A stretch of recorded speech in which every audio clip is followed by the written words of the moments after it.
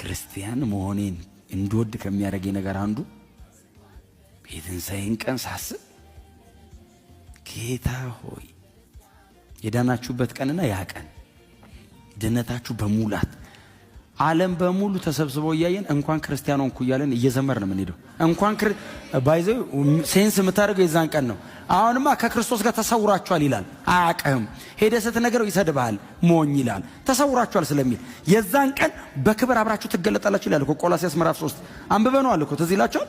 አሁንስ ተሰውረናል፣ ዓለም አያውቅም። ዓለም ሄደህ ስትነግረው ያማሃል እንዴ የምን መንፈሳዊ ነገር ይልሃል። ተሰውረሃል እንዴት ብሎ ይወቅህ? ጌታ ኢየሱስ ክርስቶስ የሚመጣ ቀን የዛን ቀን ከእርሱ ጋር አብረን በክብር ስንገለጥስ ሁሉ እያዩን ነው ባይዘው የምንሄደው። ደመና ድረስ ኢየሱስ ይመጣል።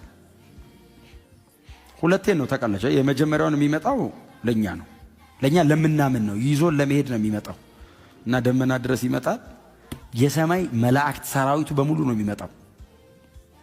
እግዚአብሔር ያሳያችሁ እንግዲህ የአየሩ አለቃ ምናምን የምንለው በሙሉ ተደርምሶ ይወድቃል። የዛን ቀን ይቆጣጠረዋል። ኢየሱስ ይመጣል፣ በሙሉ ይወድቃል። ሊቀበለን እኮ ነው የሚመጣው። እስከ ደመና ድረስ አብረን ነው የምንሄደው። ከዛም በኋላ አብረን ነው የምንቀጥለው። ግን እስከ ደመና አትሊስት እየተያየን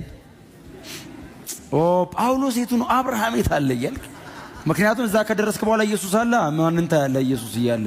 እኔ መቼስ ኢየሱስ እያለ ሰው ፍለጋ አልዞርም።